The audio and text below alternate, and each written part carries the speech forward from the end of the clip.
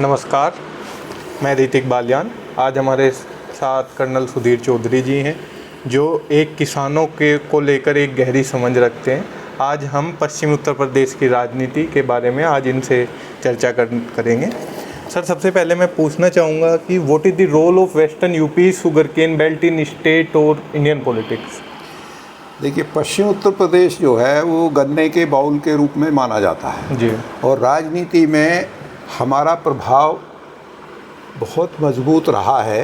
लेकिन 2000 के बाद धीरे धीरे राजनीतिक रूप से जैसे ही मंडल कमीशन लागू हुआ तो पश्चिम उत्तर प्रदेश का प्रभाव घटता गया जी।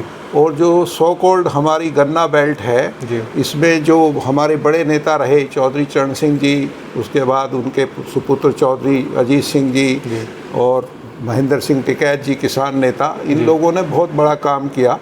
लेकिन किसानों का जो प्रभाव था राजनीति में वो लगातार घटता गया और अब तो ये हालत हो गई कि किसानों को आंदोलन करना पड़ा।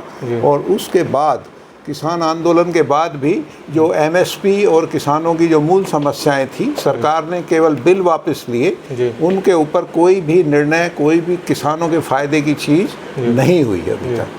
तो राजनीतिक रूप से हम आज बहुत ही नीचे पायदान पे किसान खड़ा है पश्चिम उत्तर प्रदेश का। ठीक है, तो इकोनॉमिक टर्म्स में आप अगर हम इथेनॉल के जो शुगर केन से बाय प्रोडक्ट्स बनते हैं, अब तो वेस्टर्न यूपी की गन्ना बेल्ट का आप फ्यूचर कैसे देखते हैं?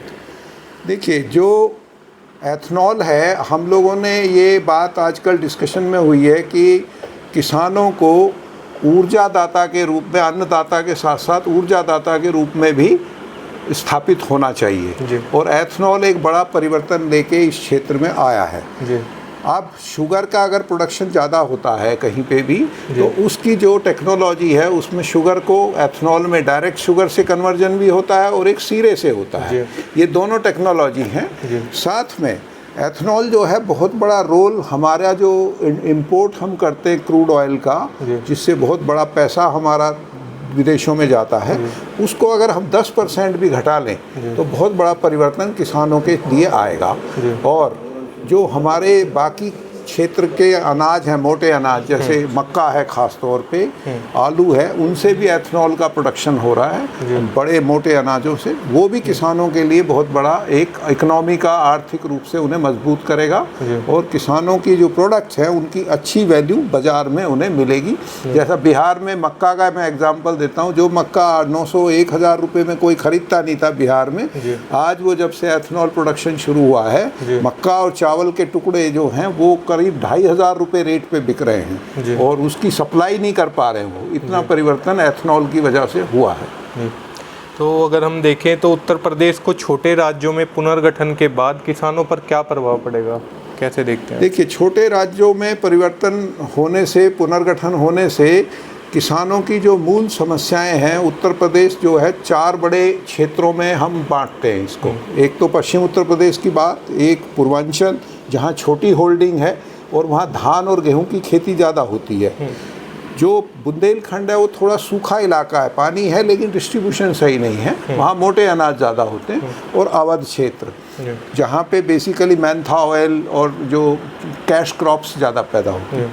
तो छोटे राज्यों में पुनर्गठन होने से किसानों की जो मूल समस्याएं पूरी उत्तर प्रदेश सरकार फैसले नहीं ले पाती है, क्योंकि चारों क्षेत्र अलग अलग हैं। उनके ऊपर जब छोटा राज्य होगा तो उस क्षेत्र में, जैसे हमारा क्षेत्र गन्ने और आलू से प्रभावित है, उस पर हम ज़्यादा बेहतर काम कर सकते हैं, किसानों की आमदनी बढ़ा सकते हैं और किसानों की भागीदारी ली जा सकती है नीति निर्माण में, जो अभी नहीं हो रहा है। उसी तरीके से पूर्वांचल का सुधार हो सकता है। उनके लिए जो बाढ़ आने से और जो उन्हें किसानों को फसल का मूल्य नहीं मिल पाता है, वो उनको दिया जा सकता है छोटे राज्य होने से। उनकी जो दिक्कतें हैं कि एक किसान जो ज़्यादातर इकोनॉमिकली कमज़ोर है, वो उसको लखनऊ इलाहाबाद कैसे जाएगा, वो चीज़ें दूर हो सकती हैं। उसकी जो खर्चा है, उसकी जो समस्याएं हैं, उनको उसके छोटे राज्य में वहीं सुना जा सकता है। वो ज़्यादा जो प्रशासन है वो उसका लिए ज़्यादा संवेदनशील हो सकता है।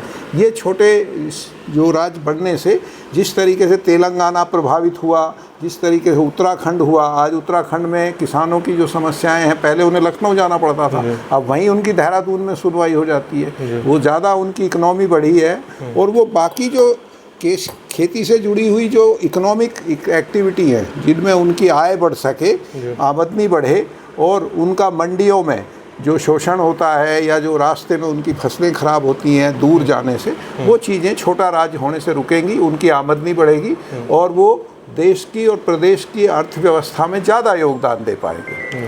धन्यवाद। धन्यवाद।